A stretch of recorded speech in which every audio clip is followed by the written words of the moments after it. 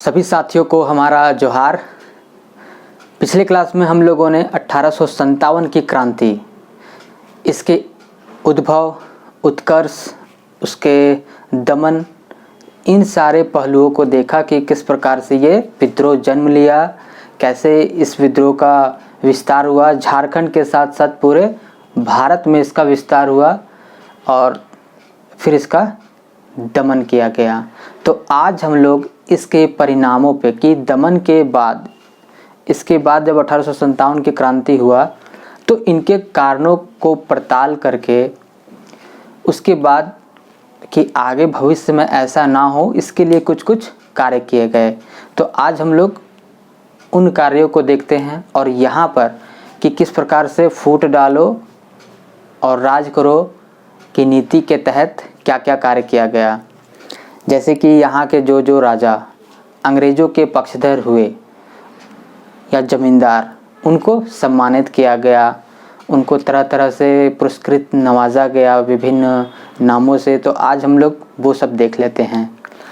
तो चलिए हम लोग स्टार्ट करते हैं 1857 की क्रांति के बाद का परिदृश्य।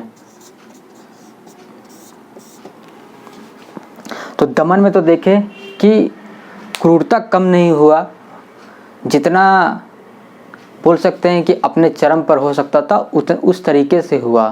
फांसी होता था लगातार, जैसे चतरा में हम लोग देखे एक दिन 77, एक दिन 100+, इसी तरह का पलामू में भी देखने को मिला। तो बहुत बड़ी संख्या में लोगों को एक साथ फांसी दे दिया जाता था कि चलो सबको फांसी, क्योंकि जेल में लोगों को रखने की व्यवस्था कम थी या कह सकते हैं कि जगह कम था। तो क्या करता था कि चलो इसको रख नहीं सकते, क्या करो फांसी चढ़ा दो। मतलब गजब का फांसी चढ़ाया गया, अभूतपूर्व। तो ज़बरदस्त तरीके से दमन किया गया। तो इसके बाद देखिएगा यहाँ क्या क्या किया गया कि सबसे पहले 2 अगस्त 1858 को ये घोषणा कर दिया गया कि अभी तक जो भारत में ये सारा जो अंग्रेज़ों का जितना कारसाजी था, ये सब सारा कुछ एक प्राइवेट कंपनी था, ईस्ट इंडिया कंपनी। ये सब इसके मातहत हो रहा था। इसके बाद क्या किया गया, 1858 को घोषणा कर दिया गया। ब्रिटिश संसद में एक विधेयक पारित हुआ और भारत के शासन को, भारत का जो शासन है इसको ईस्ट इंडिया कंपनी से छीन करके ब्रिटिश क्राउन, ब्रिटिश क्राउन कह लीजिए, मतलब ताज, मुकुट, जो भी कह सकते हैं आप, मतलब वहाँ के राजा के या महारानी या महाराजा के अधीन हो गया। अब यहाँ पे शासन उस कंपनी का ना होकर के ब्रिटिश गवर्नमेंट का हो गया। ये देखिए लोकतांत्रिक देश, क्या लोकतांत्रिक फैसला किया कि नहीं, अब वो कंपनी नहीं लूटेगा, अब हम लोग लूटेंगे।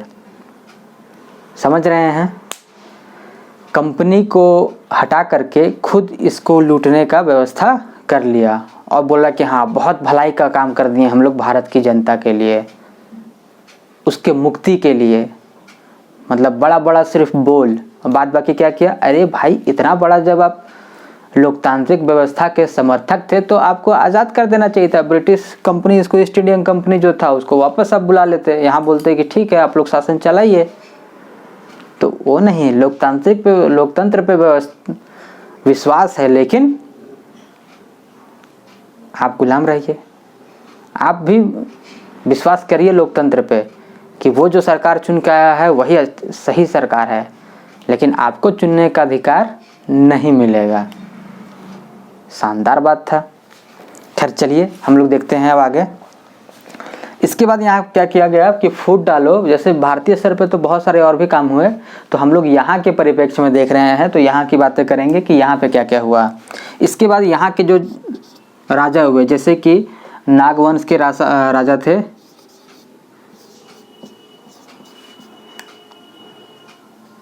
जगन्नाथ शाही, इन्हें क्या किया गया, इन्हें सम्मानित किया गया। देखिए क्या क्या काम हो रहा है, जो साथ दे रहे हैं उसको सम्मानित किया जा रहा है, और जो विरोध में थे इस, अभी तो पहला मेन मुख्य राजा ये थे इसलिए पहले इसका बात कर लिए। अब देखिए कि क्या क्या किया गया, सबका छीना गया, किसका किसका, जो लोग विद्रोही थे उसका संपत्ति छीना गया या कह लीजिए जब्त कर लिया गया। तो किसका किसका हुआ, तो सबसे पहले तो ये विश्वनाथ शाही, विश्वनाथ शाही, बड़कागढ़, इनके अंतर्गत 97 गांव था। इन सभी को ये जब्त कर लिया, ब्रिटिश सरकार जब्त कर लिया। साथ में ये बात कल भी हुआ था कि ये वही थे विश्वनाथ शाही यानी शाह के वंशज जिन्होंने जगन्नाथपुर मंदिर का निर्माण करवाया था। ठीक है, यहाँ जो आपका है धुरवा में, तो उसको भी, मंदिर को भी ये लोग जब्त कर लिया कि भाई इसी का संपत्ति है, मंदिर का संपत्ति भी जब्त किया जाता है, और इसका जितना था बड़कागढ़ का सारा जब्त कर लिया गया। लेकिन जगन्नाथपुर मंदिर का जो पुजारी था वो फिर आवेदन दिया कि भाई मंदिर तो वो सामाजिक चीज़ है, वो तो राजा का संपत्ति, मतलब बोल सकते हैं व्यक्तिगत संपत्ति तो है नहीं, तो आप इसे क्यों जब्त कर रहे हैं, इसे मत जब्त कीजिए, आप इनका जो संपत्ति है वो आप जब्त कर लीजिए। बाद में उनके आवेदन में विचार किया गया और उसके बाद फिर जगन्नाथपुर मंदिर को मुक्त कर दिया गया। जब्त किया गया था लेकिन बाद में फिर मुक्त कर दिया गया, लेकिन इसका पूरा संपत्ति को जब्त कर लिया। तो यही विश्वनाथ शाही के जो पुत्र हुए भाई साहब, एक उनका नाम था कपिलनाथ शाही। वो बोले ये क्या मतलब है, अगर विद्रोह में शामिल हुए मेरे पिताजी, ठीक है, तो उनको तो आपने दंड दे दिया, फांसी की सज़ा दे दी, तो ये जो संपत्ति है बड़कागढ़ का जो ठाकुर वाला एरिया, मतलब इनका जो क्षेत्र है, ये तो सिर्फ इन्हीं का नहीं था, ये तो हम लोग का परंपरागत है, पिछले पीढ़ियों से चलता आ रहा है। तो ये उनकी संपत्ति सिर्फ नहीं थी, ये तो परंपरागत संपत्ति है।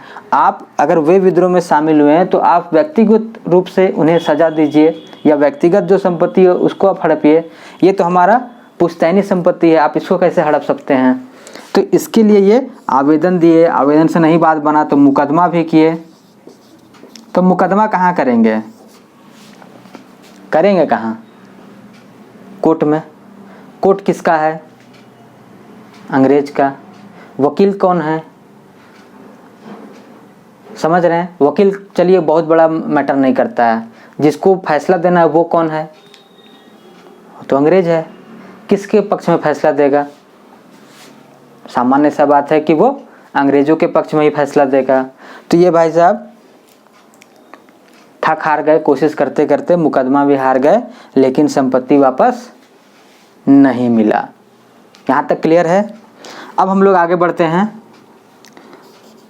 विश्वनाथ शाही के जो दीवान, मतलब सेनापति जो हुए थे, जो इनको तैयार किए थे विद्रोह के लिए, पांडे गणपत राय। पांडे, अरे थोड़ा नीचे लिखते हैं, पांडे गणपत राय, इनका भी था संपत्ति भौरों में, 11 गांव था इनका, वो भी जब्त। फिर टिकैत उमराव सिंह और शेख भिखारी,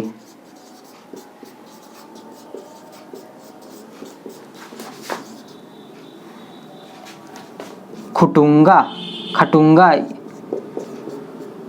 ठीक है, 12 गांव, ये सब भी जब्त। तो ये सब सारा इनका जब्त हो गया। इसके बाद हुए, अब देखिए यहाँ लिख दे रहे हैं, इसके बाद हुए पोरहाट के राजा अर्जुन सिंह, इनका भी संपत्ति जब्त।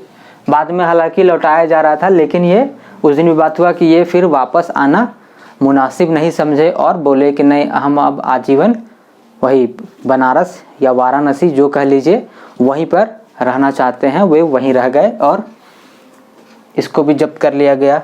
और जब इसके बाद फिर देखिएगा एक, हाँ, नीलांबर पीतांबर,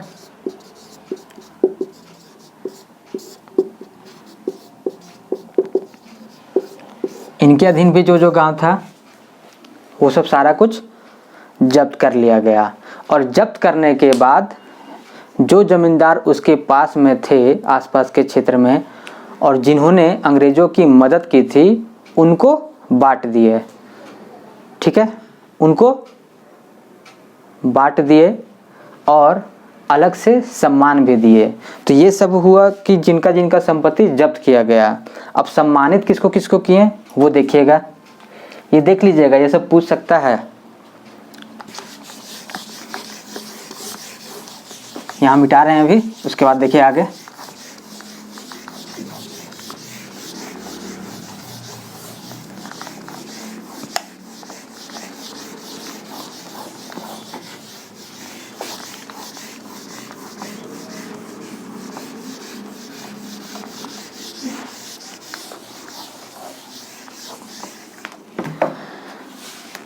सम्मानित किसको किसको किया गया, तो सबसे पहले तो वही जगन्नाथ शाह, छोटा नागपुर के नागवंशी शासक या बोलिए महाराजा, इनको सिर्फ सम्मानित किया गया। मोमेंट नहीं बोलते हैं इसको, सम्मान पत्र, ध्यान, धन्यवाद ज्ञापन सौंपा गया। दूसरा पिठौरिया वाला याद है ना, जो सैनिकों के मतलब रास्ता रोकने के लिए गड्ढा करवा दिए थे और इधर से डाल्टन को भी भागने में मदद किए थे, वही पिठौरिया के जगतपाल सिंह। इसको खिल्लत और पेंशन से नवाजा गया। ये पिठौरिया के। इसके बाद तीसरा यहाँ के थे रंका के जो ठाकुर थे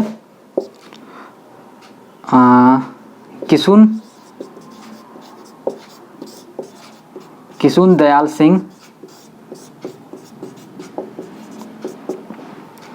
प्लस चैनपुर के जो राजा थे, मतलब ठाकुर थे रघुवर दयाल सिंह। इन दोनों को पहले का जो बोलते हैं ना उसको पदवी देना, राय बहादुर की पदवी से सम्मानित किया गया। जैसे कितना बड़ा ये लोग महान काम किया था, किशुन दयाल सिंह और रघुवर दयाल सिंह। ये सब समझ में आ रहा है। इसके अलावा और किसको सम्मानित किया गया, हाँ, मेन ये लोग गद्दार तो छूट ही गया, जो विश्वनाथ शाही और पांडे गणपत राय, इनके साथ जो धोखा किया था, नाम याद है ना, विश्वनाथ दुबे, कि आप भी विश्वनाथ हम भी विश्वनाथ, आप भी शाही और हम भी शाही, महिप या महेश नारायण शाही। इनको भी इनाम देने के लिए घोषणा किया गया कि इनको भी इनाम दिया जाएगा। लेकिन ये डर से नहीं गए कि नहीं भाई, एक तो इतना ये राजा थे और इनका क्षेत्र मतलब विश्वनाथ साधे और पांडे गणपत राय, इन दोनों का जनता के बीच में छवि बहुत अच्छा था, तो इसलिए डर से इनाम लेने नहीं गए भाई साहब, कि नहीं जनता आक्रोश हो जाएगा और हम लोग को पार कर देगा।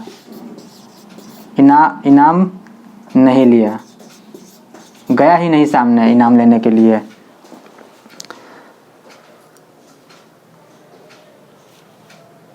बाकी चक्रधरपुर के जो सिंहभूम के चक्रधर सिंह, खरसावां के हरि सिंह, सबको सम्मानित किया गया, सबको कुछ कुछ बांटा गया। ठीक है, तो मुख्य में यही सब थे। और बहुत सारे लोगों को, जो भी जमींदार छोटे छोटे, सबको पेंशन दिया गया। किसी को ज़मीन बढ़ा दिया गया, उसका क्षेत्र बढ़ा दिया गया। किसी को सिर्फ खिल्लत होता सम्मान पत्र, किसी को धन्यवाद ज्ञापन। तो इस तरह दे करके पूरा फूट डाल दिया कि इन लोग के लिए कि हम लोग बहुत बड़ा काम किए, हम लोग तो सरकार के मतलब सरकारी आदमी हैं। अब पता नहीं कि सरकारें यहाँ का जो है वो विदेशी है, वो बाहरी है, उसका आदमी है भाई। और इससे लोग बहुत गर्व फील किया। और जो लोग विद्रोही थे, जो कि बहुत ही बोल सकते हैं बड़े लक्ष्य को लेकर के इतना बड़ा आंदोलन किए, वो लोग दोषी हो गए। खैर जो भी हो, अब आगे देखिए तो ये सब सारा इनाम दिया गया। आगे चल कर के परिवर्तन भी किया गया यहाँ के सैन्य वाले में, स्ट्रक्चर में, कि यहाँ के जो जनजातियाँ थीं उनको भी शामिल किया जाने लगा थोड़े बड़े पैमाने पर सेना में, ताकि वो लोग विद्रोही ना बने। एक होता है ना कि जैसे एक गांव है, एक गांव में 100 बेरोजगार हैं, लेकिन उसी में से 4 आदमी को रोजगार पे रख लिए, तो सबको लग रहा कि नहीं, यही जो 96 आदमी है वही लोग निकम्मा है। नहीं तो काबिल वाला लोग तो नौकरी पे चला गया ना, उन लोग को तो भाई काम दे ही रहा है। तो इस टाइप का फूट भी डाला गया। बाकी जो था सभी जगह, इधर जैसे सिखों का जो रेजिमेंट था, इधर पे इन लोग को बढ़ा दिया गया, क्योंकि आंदोलन दबाने में वो लोग बहुत सहयोग किए थे। तो इस तरह के और भी अमूलचूल बहुत सारी परिवर्तन किए गए। तो चलिए यहाँ तक आप लोग स्क्रीनशॉट लेकर के अपना लिख लीजिएगा। इसके बाद हम लोग अगले आंदोलन की ओर बढ़ते हैं, जिसका नाम है सरदारी आंदोलन। चलिए यहाँ तक आप लोग स्क्रीनशॉट ले लीजिए। चलिए अब आप लोग आगे देखिए।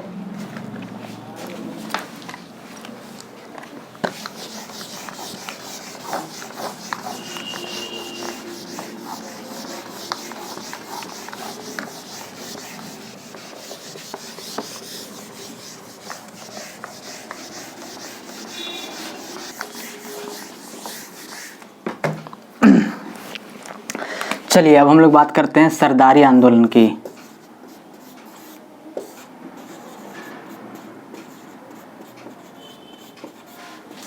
या इसी को कहते हैं मुल्की या मिल्की आंदोलन।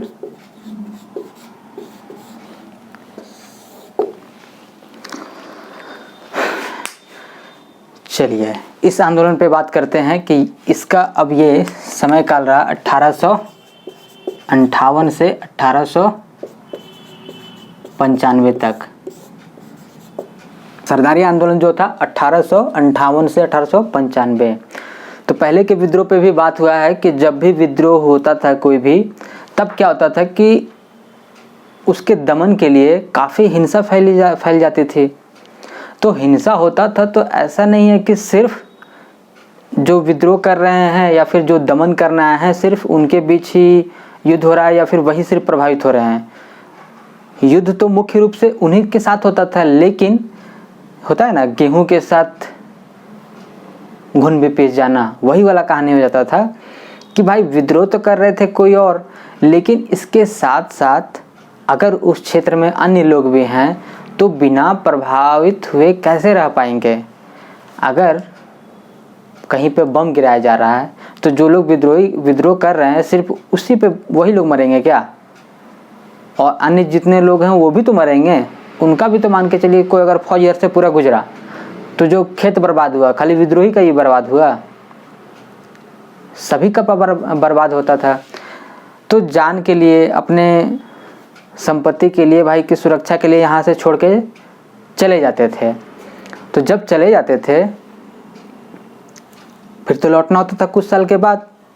कि यहाँ से अक्सर अभी आप लोग सुने भी होंगे या फिर कहीं पढ़े भी होंगे कि आज भी बहुत सारे ऐसे यहाँ के झारखंड के लोग हैं जो अभी नॉर्थ ईस्ट में, मतलब उत्तर पूर्वी राज्यों में हैं, चाय के बागानों में काम कर रहे हैं, अन्य काम कर रहे हैं। तो यहाँ से वे लोग भाग भाग के गए हुए थे। तो उनमें से कुछ लोग जो भाग के जाते थे कुछ लौट भी आते थे। तो जो जितने कोल विद्रोह के समय, हो विद्रोह के समय और भी अन्य विद्रोहों के समय जब यहाँ से छोड़ छोड़ के ये जो जा रहे थे, तब फिर ये जब आने लगे, वापस आए 1800 मान के चलिए 50 वाला जो दशक में, वहाँ से जब लौट करके वे लोग आए, तब जा कर के यहाँ पर आए तो फिर वो देखे कि मेरा जो गांव है, मेरा जो ज़मीन है, वहाँ पे अब कोई और काबिज हो गया है। वे कौन है? वो है दिक्कू, मतलब बाहरी ज़मींदार या जागीरदार। तो वो लोग कब्जा कर चुका है। अब जब ये लोग कहा कि भाई वो ज़मीन हमें वापस कर दो, वापस करेगा? ये लोग वापस तो करेगा नहीं, और जब नहीं करेगा तो क्या होगा? विद्रोह होगा ही होगा। तब फिर विद्रोह स्टार्ट हो गया 1800। देखिए, तो ये जो विद्रोह था इसको 3 चरण में देखा जाता है। पहली तरह समझिएगा। पहला चरण था भूमि अधिकार से संबंधित। दूसरा हुआ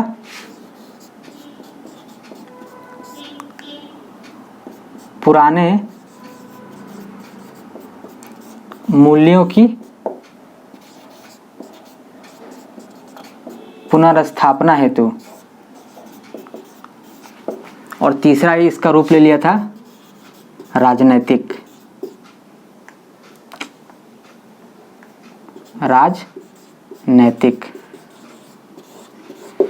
इसको समझते हैं। सबसे पहले भूमि का अधिकार, ये चला था 1858 से 1881 तक। इसमें क्या हुआ कि जितने लोग लौट के आए थे, वे लोग लगातार डिमांड करने लगे कि भाई आप हमें, ये ज़मीन हमारे पूर्वजों का है, इस ज़मीन को हमारे पूर्वजों ने या हमने जंगल काट करके इसे खेती योग्य बनाया है, तो इस पर अधिकार हमारा है, आप इसे हमें लौटा दें। तो वो तो लौटाने वाले थे नहीं।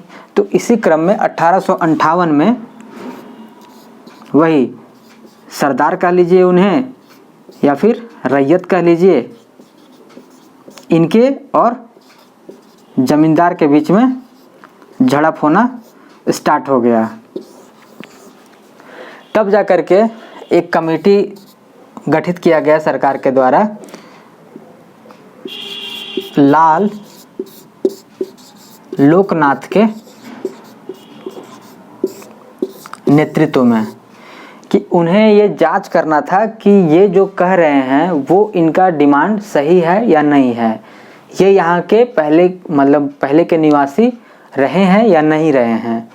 यदि अभी से 20 साल पहले तक इनका कब्जा इस भूमि पर रहा होगा तो इन्हें ये लौटा दिया जाएगा, और वैसे सारे जमींदार जो कि 20 साल से कम अवधि में इस ज़मीन पे कब्जा किए हैं, उनसे ये छीन लिया जाएगा और उनको वापस कर दिया जाएगा। हालांकि ये पूरे क्षेत्र पे ये जांच कर नहीं पाए, इनकी मृत्यु हो गई जल्दी ही 1862 के लगभग में, तो ये अधूरा ही रह गया और सभी गांवों में हो नहीं पाया। तब इसकी प्रक्रिया और भी आगे चलती रही और 1867 में सरकार ने इस बात को स्वीकार किया और 1869 में एक नया एक्ट आया था, छोटा नागपुर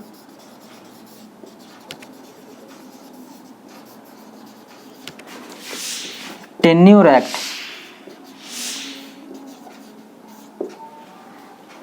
मतलब इसको हिंदी में बोलते हैं छोटा नागपुर भूधृति, लिख देते हैं हिंदी में भी, छोटा नागपुर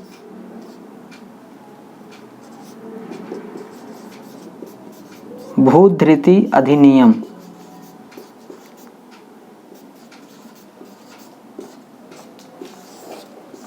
इस पे क्लाउज किया गया कि वही वाला कि जो 20 साल तक अगर उसका अधिकार रहा हो 20 साल पहले तक, तो उन्हें ये वापस ज़मीन दे दिया जाए। इसके लिए जो विशेष आयुक्त नियुक्त होंगे उसके माध्यम से ये ज़मीन वापसी का अनुशंसा किया जाएगा, और यदि 20 साल से कम अवधि में ज़मींदार अगर वहाँ पे कब्जा किए हुए हैं तो वे ज़मीन छीन करके इन्हें लौटा दिया जाएगा। लेकिन ये जो आया इस पे बहुत ज़्यादा ये सक्सेसफुल हो नहीं पाया। ये जो अनुशंसा था ये नहीं हो पाया, क्योंकि भूमि के जो 5 प्रकार हैं, जैसे कि राजहंस, राजाओं की भूमि।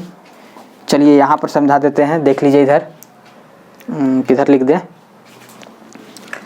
यहाँ पे लिख दे रहे हैं। इसमें लाला लोकनाथ, ये नाम आप लोग लिख लीजिएगा,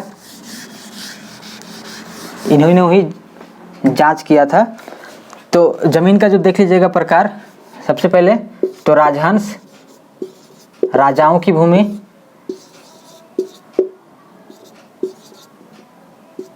भूइंहरी मतलब वैसा भूमि, ये उरांव की वैसी भूमि जिसे उन्होंने जंगल काट करके निर्मित किया हो। एक होता है खुटकट्टी भूमि, खुटकट्टी भूमि, तो ये मुंडाओं की है, जो उरांव की है ना, कि वैसे मुंडा जो खेत का जंगल काट करके खेत बनाए हो और भूमि तैयार किया हो तो उसे खुटकट्टी भूमि। अगर उरांव ने तैयार किया है तो भूइंहरी भूमि, राजाओं की भूमि, राजहंस भूमि। एक था आपका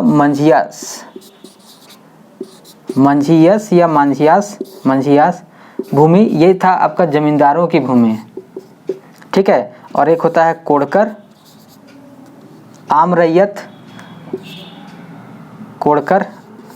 आम रैयत या सदानों की भूमि। तो ये जो प्रकार है, तो ये सब जो हुआ, इतना जो नियम कानून बना, लौटाने का जो प्रक्रिया चला, इसमें एक भूइंहरी भूमि और एक मंझियास भूमि, इन दोनों का मामला हो गया समाप्त, मतलब ये सॉर्ट आउट हो गया। लेकिन मुंडाओं की जो भूमि थी, खुटकट्टी भूमि, राजहंस भूमि, कोड़कर भूमि, इनका मामला फंसा रह गया, जिसके कारण कि ये विद्रोह फिर आगे भी चलता रहा। अगर सभी का मामला यहीं पर सॉर्ट आउट हो जाता तो ये आंदोलन यहीं समाप्त हो जाता, लेकिन ऐसा हुआ नहीं। 2 का मामला, भूइंहरी भूमि मतलब उरांव की भूमि और मंझियास भूमि मतलब जमींदारों की भूमि, इन दोनों का मामला इस लॉ के हिसाब से सॉर्ट आउट हो गया, उनका मामला सुलझ गया। लेकिन बाकी का मामला उलझा ही रह गया, जिसके कारण कि आगे विद्रोह चलता रहा। अब हम लोग देखेंगे आगे, सेकंड वाले पे आ जाइए। तो ये तो आगे चलता रहा। इसी आंदोलन का 1881 में स्वरूप में परिवर्तन आ गया, मतलब अब यहाँ पर ये हो गया कि पुराने मूल्यों की पुनर्स्थापना, वो वाला कॉन्सेप्ट है ना, ओल्ड इज गोल्ड, वो वाला कॉन्सेप्ट आ गया कि हमारा जो पुरानी जो शासन व्यवस्था है, हमारी जो परंपरा है, हमारे जो कल्चर है, मतलब संस्कृति है, ये सर्वोपरि है और हम इसी को मानेंगे। तो इस समय में क्या हुआ था, जो विद्रोही थे या बोल सकते हैं आंदोलनकारी थे, इसे मिटा दे रहे हैं। तो जो आंदोलनकारी थे उनके नेतृत्व में 1881 से 1890 तक लगभग इसी के अंतर्गत रहा। यहाँ पे देखिएगा खेला क्या हो रहा था।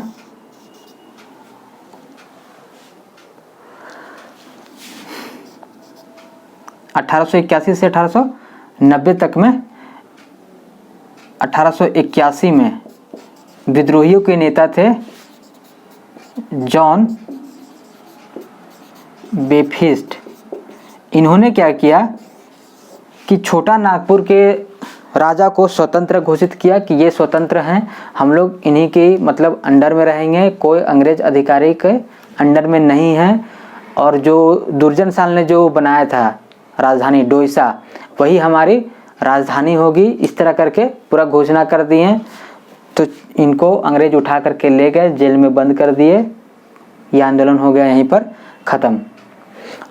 इसके बाद यहीं से जब आना स्टार्ट हुआ था, जैसे 1845 में ही यहाँ पे मिशनरियों का आगमन हो गया था, तो इस क्रम में भी 1858 में भी क्या हुआ था कि बहुत सारे लोगों ने जिनकी ज़मीनें हड़प ली गए थे, तो वे देख रहे थे और जो लगातार शोषण जिन पे हो रहा था, अत्याचार हो रहा था, तो उन लोगों के दिमाग में आया क्या कि यदि हम लोग, चूँकि ब्रिटिश भी क्या हैं, विदेशी हैं, और उनका धर्म क्या है, ईसाई, तो यदि हम लोग भी अगर ईसाई बन जाते हैं तो ये जितने जो पादरी घूम रहे हैं, ठीक है, अगर वे और हम लोग को लगातार भी बोल रहे हैं कि आप लोग ईसाई धर्म ग्रहण कर लीजिए, इस पे शामिल हो जाइए। तो यदि हो जाते हैं तब तो हम पे ये अत्याचार कम हो जाएगा, हमारी जो ज़मीनें होंगी वो वापस मिल जाएंगी। ये सब इस समय ही कॉन्सेप्ट हो रहा था। तो इस समय तो लोग कुछ लोग परिवर्तित हुए, क्योंकि भाई सबसे बड़ा धर्म है अपना पेट। अगर आपका पेट भर रहा है तब भी आपको धर्म समझ में आएगा कि हाँ भाई पेट भरना सबसे बड़ा धर्म है। अगर पेट नहीं भर रहा है तो भाई कोई मतलब नहीं है। जो धर्म हमारा पेट भर रहा है भाई, हम उसी धर्म को मानेंगे। ये तो आम कॉन्सेप्ट है। तो ये लोग भी वो है कि भाई इधर हमारे शोषण मिल रहा है, अत्याचार मिल रहा है, यदि हम लोग उधर चले जाते हैं तो ये सब से बच जाएंगे। तब फिर क्या हुआ, ये लोग कुछ लोग ग्रहण करने लगे, लेकिन ये मामला सॉर्ट आउट तो हुआ नहीं। यहाँ पे इन लोग जब विद्रोह किया, पुराने की स्थापना, तो फिर इनको भी उठा करके जेल में डाल दिया गया। तब फिर जा करके 1800 2-4 साल और देखे, शांति का मोमेंट रहा, लेकिन नहीं कुछ मामला सुधार हो रहा था। तो 1886-87 में एकदम जोरदार तरीके से धर्म परिवर्तन फिर हुआ। इधर बसिया, गुमला जो था, ये सब सारा क्षेत्र में, इधर आसपास के सारे क्षेत्रों में धर्म परिवर्तन बड़ा जोरदार तरीके से हुआ।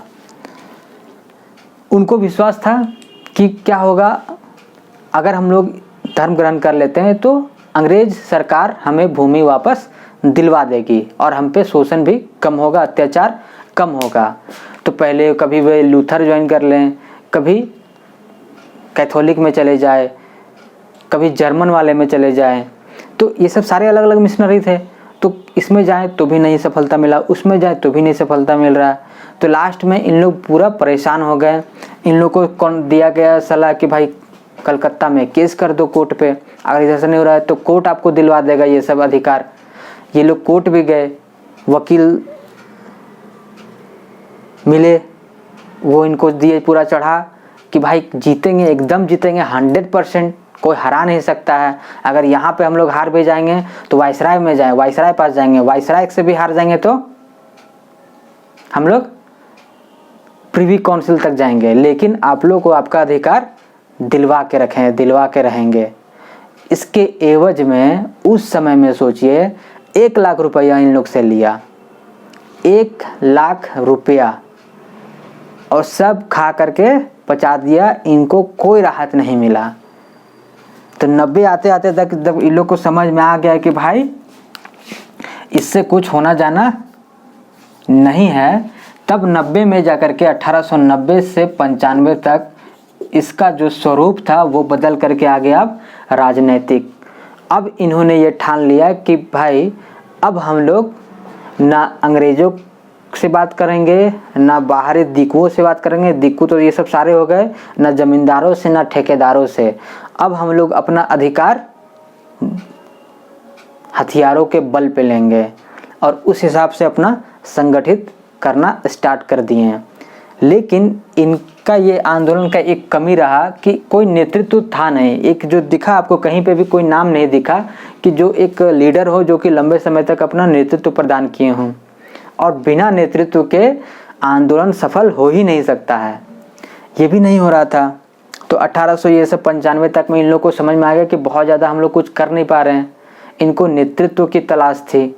तो वही नेतृत्व इनको, क्षमा कीजिएगा, पता नहीं आज यहाँ से वीडियो कट गया और फिर से ये दोबारा वीडियो बनाना पड़ रहा है, इसलिए आपको यहाँ पर थोड़ा सा एक लय में नहीं मिलेगा। तो यहाँ तक देख लीजिए।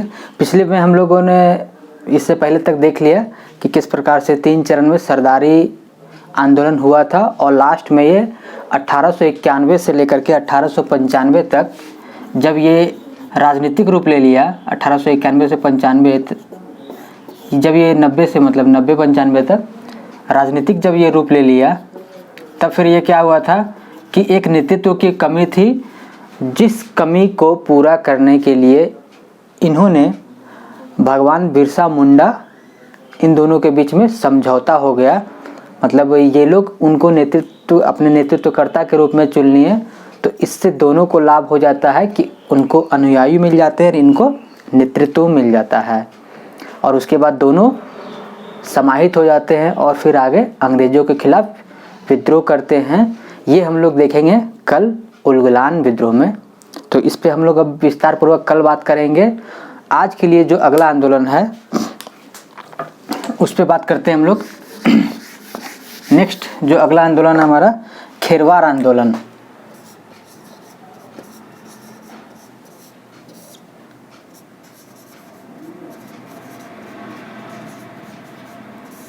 खेरवार आंदोलन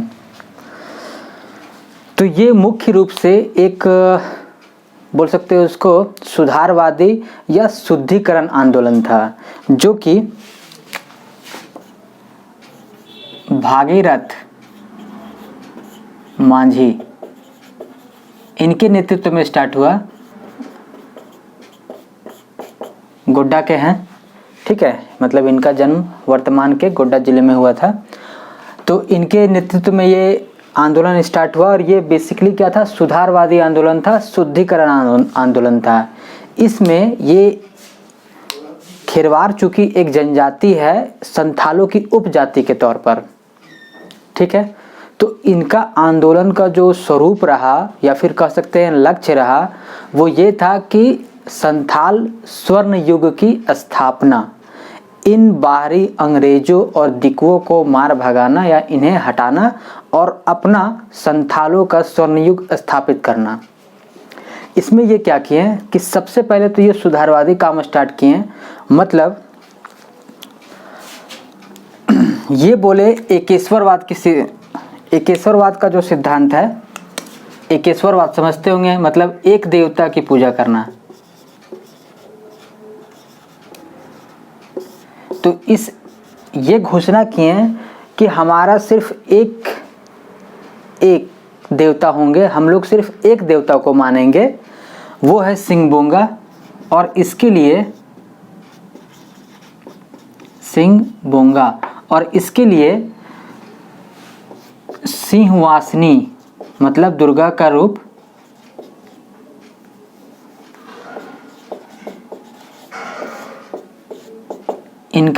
इन दोनों का इनको मतलब भागीरथ मांझी को आशीर्वाद प्राप्त है, या बोल सकते हैं इन दोनों ने इन्हें आज्ञा दिया है कि तुम इस प्रकार से गठन करो, सुधार करो कि लोग सिर्फ एक देवता को माने, सिंहबोंगा, और साथ में ये सिंहवासिनी मतलब ये प्रमुख देवी दुर्गा का रूप, इन दोनों का इनको साक्षात्कार मिला है और ऐसा करने का इन्होंने इन्हें निर्देश दिया है।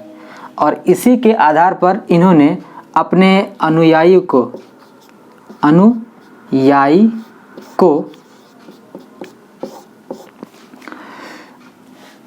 3 वर्गों में विभाजित किया है। एक है सफाहोड़, एक है बाबा जिया और एक है मेल बरागर। तो सफाहोड़ कौन है? तो सफाहोड़ उन्हें कहा गया जो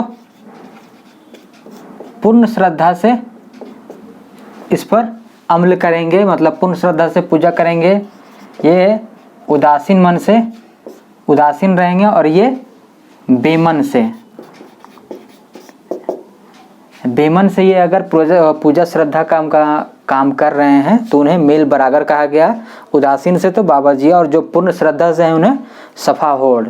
और यहीं से एक नया आंदोलन भी निकलेगा, सफाहोड़, ये हम लोग लास्ट में बात करेंगे, ठीक है। अभी यहाँ देख लीजिए क्या है, एकेश्वरवाद की सिद्धांत दी। सिंहबोंगा प्रमुख देवता, सर्व प्रमुख देवता, एक ही मात्र देवता सिंहबोंगा। अनुयायी को इस प्रकार से विभाजित किए 3 कैटेगरी में। इसके बाद क्या किए ये, और बोले सुधार के लिए कि कोई भी मांस मछली जैसे कि आपका सुअर, मुर्गा नहीं खाएंगे, मदिरा, हड़िया, जो भी कह लीजिए आप, का सेवन नहीं करना है। नाच गान नहीं करना है, ठीक है। और मतलब पूरे झारखंड के स्तर पर और विशेष रूप से संथालों में भी जो हमारे बोल सकते हैं जो शहीद हुए अंग्रेजों से विद्रोह करने के क्रम में, सिद्धो कान्हू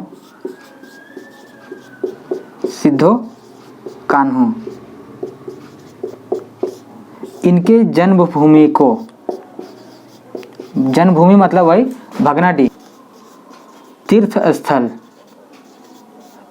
स्थल घोषित किया गया। अर्थात तीर्थस्थल। और यहाँ पर क्या हो रहा था कि जितने भी सुधारवादी जो समूह थे वो अक्सर यहाँ पर आकर के बैठक किया करते थे और आंदोलन को किस प्रकार से आगे बढ़ाया जाए इस पर विचार विमर्श किया करते थे। इसके बाद एक काम और किए कि अंग्रेजों के समतुलता लाने में कि हम लोग भी उसके समतुल्य हैं, अधीन नहीं। ठीक है, देखा देखी होता है ना, वो लोग भी रविवार को छुट्टी, इन लोग भी एक रविवार को छुट्टी स्टार्ट कर दिए। ये सब काम ये किए दिखाने के लिए समतुल्यता, ये अपने ऐतिहासिकता को दिखाने के लिए, महत्व को दिखाने के लिए ये सब सुधारवादी काम किए ये सब।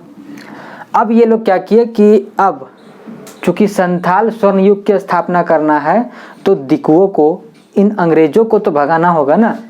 तो इन अंग्रेजों और दिकुओं को भगाने के लिए कि क्या किया कि कर देना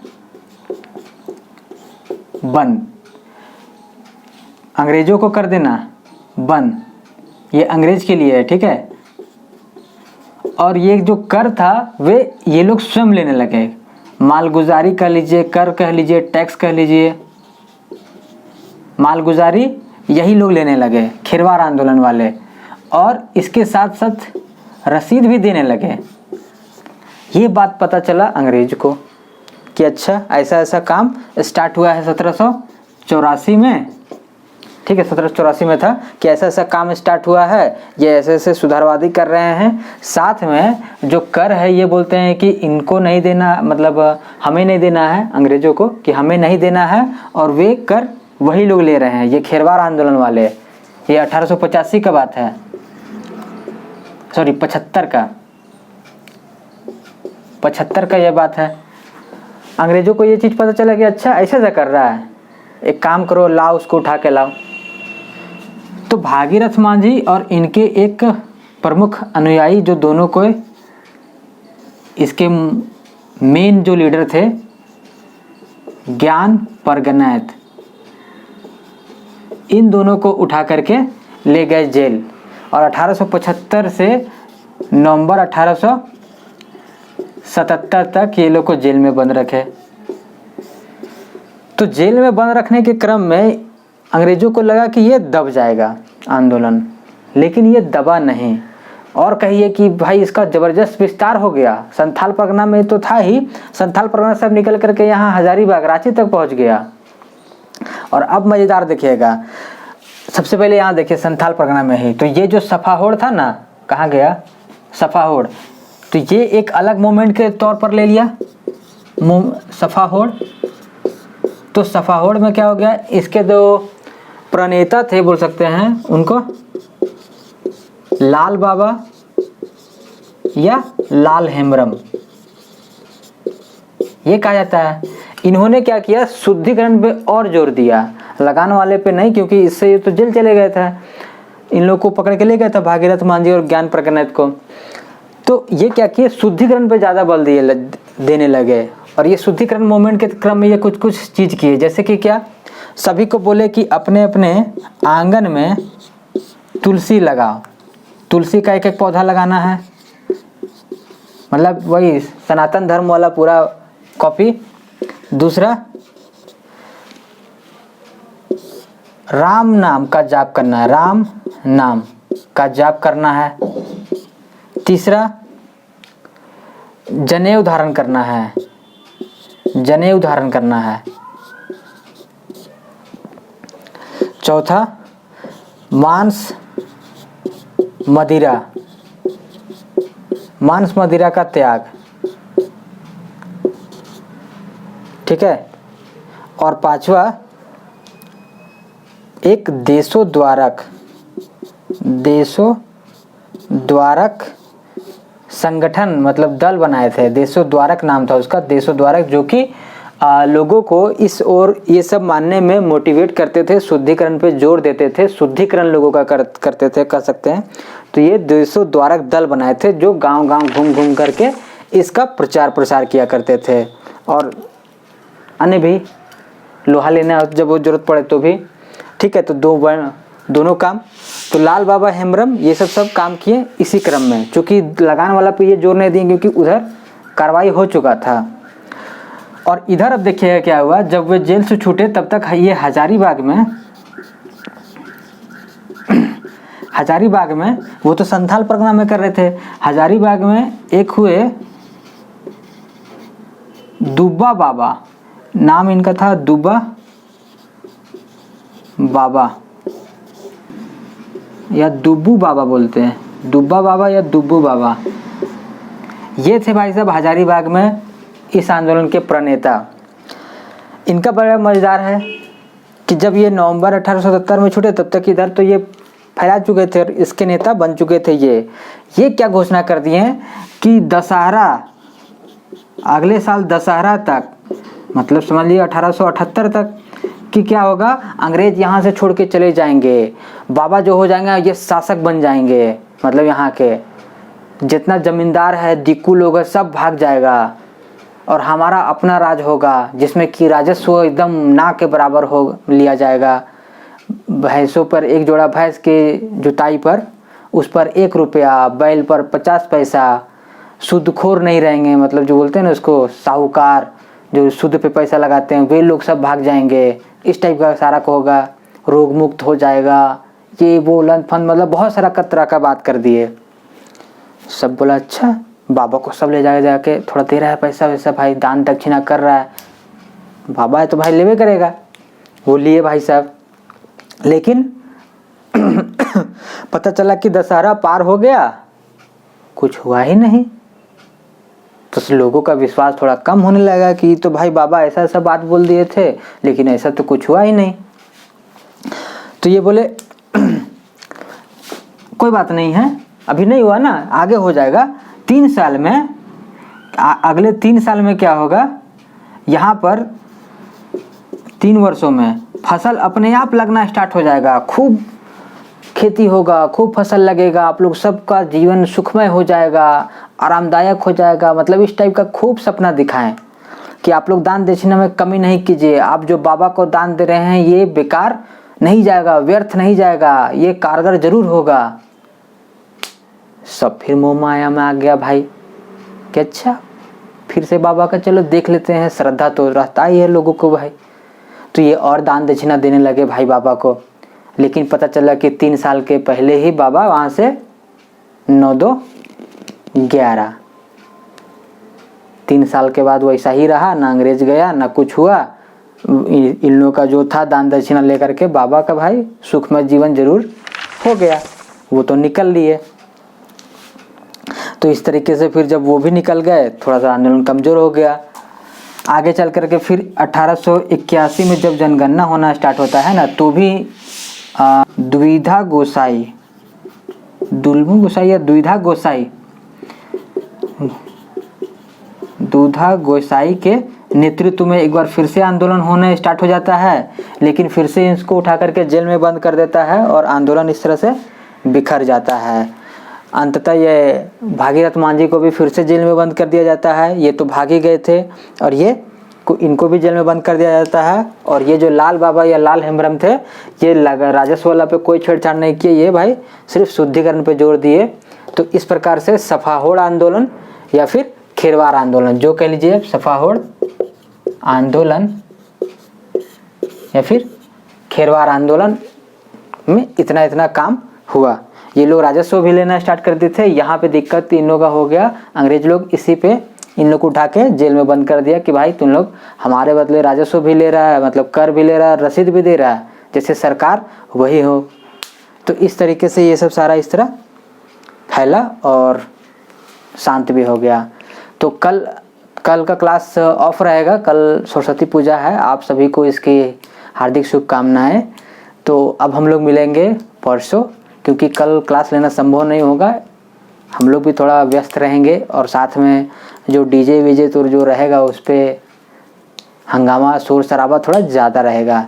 तो फिर मिलते हैं हम लोग परसों। Thank you.